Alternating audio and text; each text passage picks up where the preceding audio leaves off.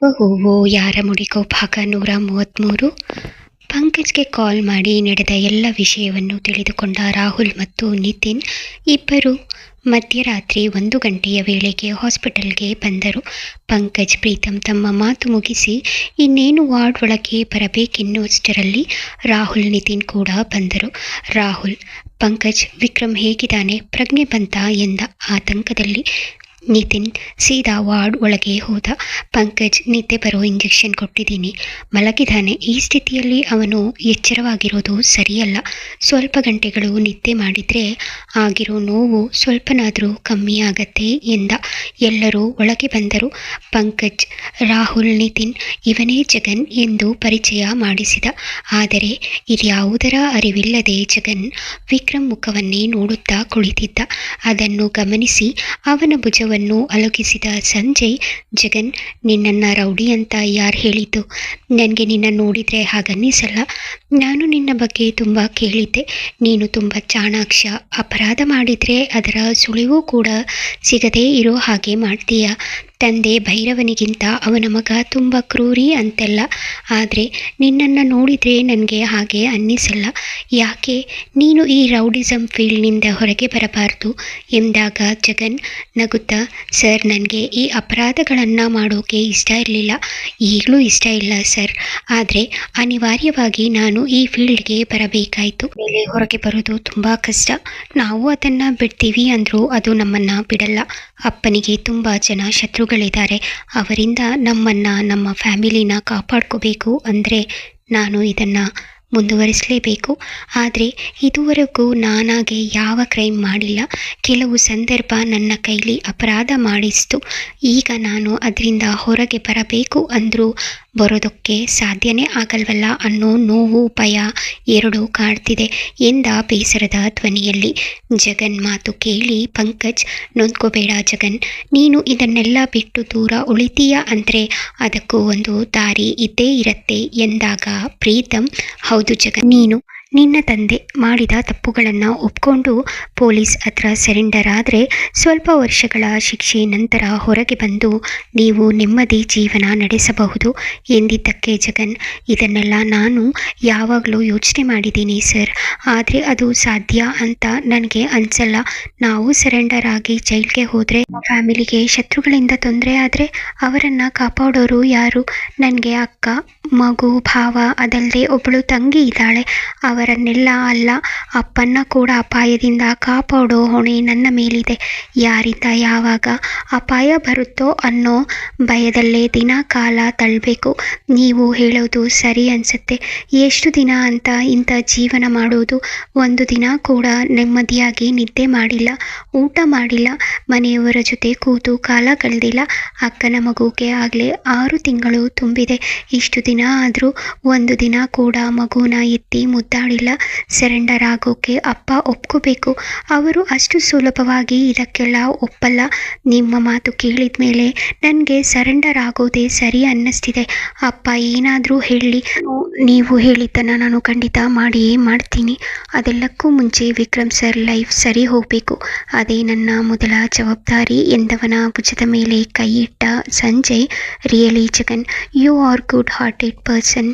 ನಿನ್ನ ಲೈಫ್ ಚೆನ್ನಾಗಿರಬೇಕು ಅಂತ ನಾವು ಬಯಸ್ತೀವಿ. ನೀನು ಹೇಳಿದ ಹಾಗೆ ಮೊದಲು ವಿಕ್ರಮ್ ಸರ್ ಪ್ರಾಬ್ಲಮ್ ಸಾಲ್ವ್ ಆಗಿ ಅವರು ಮತ್ತು ಸಾನ್ವಿಯವರು ಒಂದಾಗಬೇಕು. ಆಮೇಲೆ ನೀನು ನಿನ್ನ ಬಗ್ಗೆ ಯೋಚನೆ ಮಾಡಲೇಬೇಕು. ಅದಕ್ಕೆ ನಾವು ಕೂಡ ನಿನಗೆ ಸಪೋರ್ಟ್ ಮಾಡ್ತೀವಿ ಎಂದು ಪ್ರೀತಮ್ ಮತ್ತು ಪಂಕಜ್ ಕಡೆ ನೋಡಿದಾಗ ಅವರು ಕೂಡ ಹೌದೆಂಬಂತೆ ತಲೆಯಾಡಿಸಿದರು. ಸುಮಾರು ಬೆಳಗಿನ 5 ಗಂಟೆಯ ಸಮಯ. ವಿಕ್ರಮ್, ನಿಶಾ ನಿನ್ನನ್ನು ತುಂಬ ಪ್ರೀತಿ ಮಾಡ್ತಿದ್ದೆ, ಆದರೆ ನೀನು ಇಂಥ ಮೋಸಗಾತಿ ಅಂತ ಗೊತ್ತಿಲ್ಲದೆ ನಾನು ನಿನ್ನ ತುಂಬ ಪ್ರೀತಿ ಮಾಡ್ತಿದ್ದೆ. ನನ್ನ ನಿಜವಾದ ಪ್ರೀತಿಗೆ ದ್ರೋಹ ಮಾಡಿದೆ. ನೀನು ಮೋಸಗಾತಿ. ನಿನ್ನನ್ನು ಈ ಜನ್ಮದಲ್ಲಿ ಕ್ಷಮಿಸಲ್ಲ, ನಿನ್ನ ಮುಖ ನೋಡಲ್ಲ. ಹೋಗು ನನ್ನ ಮನಸ್ಸಿಂದ, ನನ್ನ ಜೀವನದಿಂದ ದೂರ ಹೋಗು. ನನ್ನ ಕಣ್ಮುಂದೆ ಬರಬೇಡ. ಹೋಗು ಅಂತ ಕನವರಿಸುತ್ತಾ ಕಣ್ಣು ಬಿಟ್ಟವನಿಗೆ ತಾನು ಇದ್ದ ಜಾಗ ಮತ್ತು ಸುತ್ತ ಇದ್ದವರನ್ನು ನೋಡಿ ಎದ್ದು ಕುಳಿತ.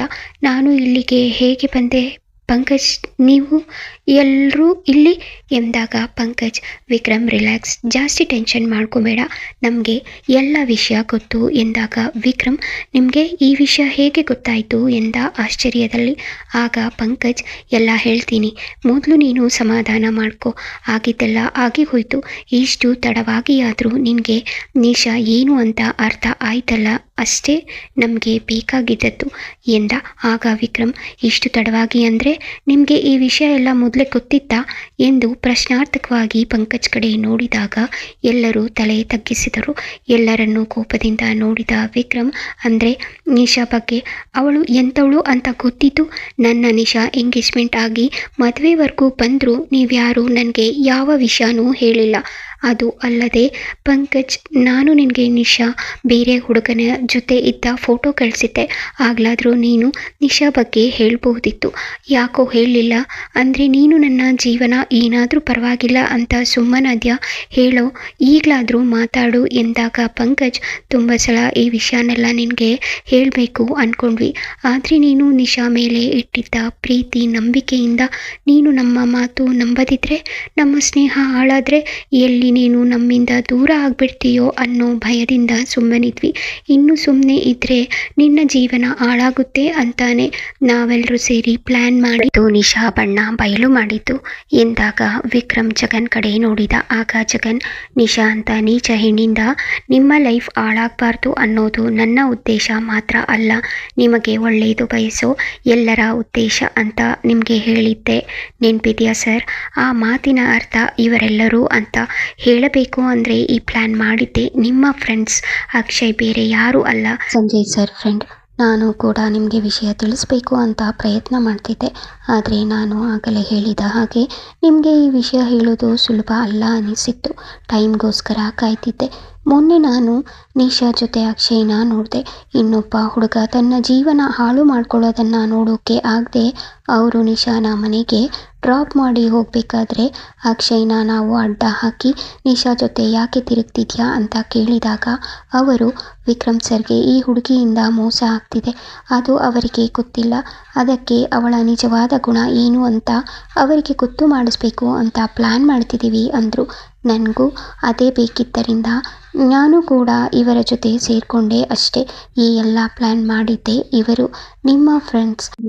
ಆ ಟೈಮ್ನಲ್ಲಿ ಈ ವಿಷಯನ ಹೇಳಬೇಕೋ ಬೇಡವೋ ಅನ್ನೋ ಕನ್ಫ್ಯೂಷನ್ನಲ್ಲಿ ಇದ್ದೆ, ಹೇಳಬೇಕೋ ಬೇಡವೋ ಗೊತ್ತಾಗಲಿಲ್ಲ, ಅದಕ್ಕೆ ಹೇಳಲಿಲ್ಲ. ಸತ್ಯ ಸರ್, ಇವರೆಲ್ಲ ನಿಮಗೆ ನಿಜವಾಗ್ಲೂ ಒಳ್ಳೆಯದು ಬಯಸೋರು, ಇಂಥ ಫ್ರೆಂಡ್ಸ್ ಪಡೆಯೋಕೆ ನೀವು ಪುಣ್ಯ ಮಾಡಿದ್ದೀರಾ ಸರ್ ಎಂದಾಗ ವಿಕ್ರಮ್ ಪಶ್ಚಾತ್ತಾಪದಲ್ಲಿ, ಸಾರಿ ಕಣ್ರೋ, ನಿಮ್ಮನ್ನು ಅರ್ಥ ಮಾಡ್ಕೊಳ್ದೆ ಏನೇನೋ ಮಾತಾಡಿಬಿಟ್ಟೆ, ನಾನು ಎಲ್ಲದರಲ್ಲೂ ಸೋತೆ, ಅಪ್ಪ ಅಮ್ಮನ್ನ ಅರ್ಥ ಮಾಡ್ಕೊಳ್ಳಿಲ್ಲ, ನಿಮ್ಮನ್ನೂ ಅರ್ಥ ಮಾಡ್ಕೊಳ್ಳಿಲ್ಲ, ಕೊನೆಗೆ ನಾನು ಪ್ರೀತಿ ಮಾಡಿದವಳ ಪ್ರೀತಿ ಸುಳ್ಳು ಅನ್ನೋದು ನನಗೆ ಅರ್ಥ ಆಗಲಿಲ್ಲ, ಎಲ್ಲದರಲ್ಲೂ ಸೋತೆ ಹೇಳುತ್ತಾ ತನ್ನ ತಲೆ ಚಚ್ಚಿಕೊಳ್ಳುತ್ತಿದ್ದವನನ್ನು ತಡೆದ ಪಂಕಜ್, ಪ್ಲೀಸ್ ವಿಕ್ರಮ್, ನಿನ್ನನ್ನು ಈ ಸ್ಥಿತಿಯಲ್ಲಿ ನಮಗೆ ನೋಡೋಕ್ಕೆ ಆಗಲ್ಲ, ಈಗೆಲ್ಲ ಆಡಬೇಡ ಪ್ಲೀಸ್, ಕಂಟ್ರೋಲ್ ಯುವರ್ ಸೆಲ್ಫ್, ಅವಳು ಕೆಟ್ಟವಳು, ಅವಳು ನಿನ್ನ ಲೈಫ್ನಿಂದ ದೂರ ಹೋಗಿದ್ದು ಒಳ್ಳೆಯದು, ಹೋಗಲಿ ಬಿಡು, ಅವಳಿಗಿಂತ ಒಳ್ಳೆ ಹುಡುಗಿ ನಿನ್ನ ಲೈಫ್ಗೆ ಬರ್ತಾಳೆ ಎಂದವನನ್ನು ಅರ್ಧದಲ್ಲೇ ತಡೆದ ವಿಕ್ರಮ್, ಬೇಡ ಪಂಕಜ್, ನನ್ನ ಲೈಫ್ನಲ್ಲಿ ಇನ್ನು ಯಾವ ಹೆಣ್ಣು ಬರೋದು ಬೇಡ, ಇನ್ನು ನನ್ನ ಲೈಫ್ನ ಇಂಟೆನ್ಷನ್ ಒಬ್ಬ ಒಳ್ಳೆ ಡಾಕ್ಟರ್ ಆಗಿ ರೋಗಿಗಳ ಸೇವೆ ಮಾಡೋದು, ಅಪ್ಪ ಅಮ್ಮನ್ನ ಚೆನ್ನಾಗಿ ನೋಡ್ಕೊಳ್ಳೋದು, ಸಾನ್ವಿ ನಿತಿನ್ ಮದುವೆ ಮಾಡಿ ಅವರನ್ನು ನಮ್ಮ ಮನೆಯಲ್ಲಿ ಇರಿಸ್ಕೊಂಡು ಚೆನ್ನಾಗಿ ನೋಡ್ಕೊಳ್ಳೋದು, ಹಾಂ, ಇನ್ನು ನನ್ನ ಜೀವನದ ಉದ್ದೇಶ ಇಷ್ಟೇ. ಹಾಗೆ ಇನ್ನೊಂದು ಮಾತು, ನಿಶಾ ವಿಷಯ ನಮ್ಮನ್ನು ಬಿಟ್ಟು ಬೇರೆ ಯಾರಿಗೂ ಗೊತ್ತಾಗೋದು ಬೇಡ, ನನ್ನ ಅಪ್ಪ ಅಮ್ಮ ಸಾನ್ವಿಗೂ ಕೂಡ. ನಿತಿನ್ ಸಾನ್ವಿ ಮದುವೆ ಮುಗಿದ ಮೇಲೆ ನನ್ನ ಮದುವೆ ವಿಷಯ ಬಂದಾಗ ನಾನೇ ಹೇಳ್ತೀನಿ, ನೀವು ಯಾರಿಗೂ ಹೇಳಲ್ಲ, ಹಾಗಂತ ನನಗೆ ಮಾತು ಕೊಡಿ ಎಂದ. ಆಗ ರಾಹುಲ್, ಸರಿ, ನಾವು ಯಾರಿಗೂ ಹೇಳಲ್ಲ, ನೀನು ಚಿಂತೆ ಮಾಡಬೇಡ, ನೀನು ಏನು ಹೇಳ್ತೀಯಾ ಅದನ್ನೇ ಕೇಳ್ತೀವಿ, ಆದರೆ ನಿನ್ನನ್ನು ಈ ಸ್ಥಿತಿಯಲ್ಲಿ ನಮಗೆ ನೋಡೋಕ್ಕೆ ಆಗ್ತಿಲ್ಲ, ಇನ್ನು ನಿನ್ನ ಅಪ್ಪ ಅಮ್ಮ ನಿನ್ನ ಮುಖ ನೋಡಿದರೆ ಏನೋ ಆಗಿದೆ ಅನ್ನೋ ಅನುಮಾನ ಬರುತ್ತೆ, ಅದಕ್ಕೆ ನೀನು ಎಲ್ಲವನ್ನು ಕೆಟ್ಟ ಕನಸು ಅಂತ ಮರೆತು ಮೊದಲಿನ ಹಾಗೆ ಖುಷಿಯಾಗಿ ಇರಬೇಕು, ಇದು ನಮ್ಮೆಲ್ಲರ ರಿಕ್ವೆಸ್ಟ್ ಎಂದಾಗ ವಿಕ್ರಮ್, ಮರೆಯೋಕೆ ಪ್ರಯತ್ನ ಮಾಡ್ತೀನಿ, 6 ವರ್ಷದ ಪ್ರೀತಿನ 6 ಗಂಟೆಯಲ್ಲಿ ಮರಿಬೇಕು ಅಂದರೆ ಕಷ್ಟ, ಇದನ್ನೆಲ್ಲ ಮರೆಯೋಕೆ ನನಗೂ ಟೈಮ್ ಬೇಕು. ಅದನ್ನು ಮರಿತೀನಿ. ಮರೆಯೋದಕ್ಕೋಸ್ಕರ ನಾಳೆಯಿಂದ ಅಲ್ಲ, ಈ ಕ್ಷಣದಿಂದ ನನ್ನ ಪೂರ್ತಿ ಗಮನ ಕೆಲಸದ ಕಡೆ ಇರುತ್ತೆ. ನಿನಗೆ ಹೇಳಿದ್ದೆ, ನಾನು ನಿಶಾ ಜೊತೆ ಸುತ್ತಾಡಬೇಕು, ಇನ್ಮೇಲೆ ಹಾಸ್ಪಿಟಲ್ ಜವಾಬ್ದಾರಿ ನಿಮ್ಮದೇ ಅಂತ ಹೇಳಿದ್ದೆ. ಸ್ವಾರ್ಥಿಯಾಗಿ ಯೋಚನೆ ಮಾಡಿದೆ ಅಂತ ಈಗ ಅರ್ಥ ಆಯಿತು. ಅದಕ್ಕೆ ಅನಿಸುತ್ತೆ ನನ್ನ ಪ್ರೀತಿ ಮುಗಿದೇ ಹೋಯಿತು. ಇನ್ಮೇಲೆ ನೀವೆಲ್ಲರೂ ನಿಮ್ಮ ಫ್ಯಾಮಿಲಿ ಜೊತೆ ಟೈಮ್ ಸ್ಪೆಂಡ್ ಮಾಡಿ. ಕೊನೆಯ ಹಾಸ್ಪಿಟಲ್ನ ಮ್ಯಾನೇಜ್ ಮಾಡ್ತೀನಿ. ನಿತಿನ್, ಆದಷ್ಟು ಬೇಗ ನಿನ್ನ ಅಪ್ಪ ಅಮ್ಮನ್ನ ಮನೆಗೆ ಕರೆಸೋ ವ್ಯವಸ್ಥೆ ಮಾಡ್ತೀನಿ. ನೀನು ರೆಡಿ ಇರು.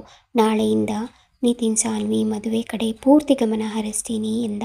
ಅವನು ಸರಾಗವಾಗಿ ಮಾತನಾಡುತ್ತಿದ್ದರೂ ಅವನ ಧ್ವನಿಯಲ್ಲಿ ನೋವಿತ್ತು. ಪಂಕಜ್, ರಾಹುಲ್, ನಿತಿನ್ ಎಲ್ಲರೂ ಅಳುತ್ತಾ ವಿಕ್ರಮ್ನನ್ನು ತಬ್ಬಿಕೊಂಡರು. ವಿಕ್ರಮ್ ಕಣ್ಣಲ್ಲಿ ಧಾರಾಕಾರವಾಗಿ ನೀರು ಹರಿಯುತ್ತಿತ್ತು. ಪ್ರೀತಮ್ ಮತ್ತು ಜಗನ್ನ ಕಂಗಳು ಕೂಡ ತುಂಬಿದ್ದವು. ಮುಂದೇನು? ನಿಶಾ ಮಾಡಿದ ಮೋಸನ, ಅವಳ ಪ್ರೀತಿನ ಅಷ್ಟು ಸುಲಭವಾಗಿ ವಿಕ್ರಮ್ ಮರಿತಾನ?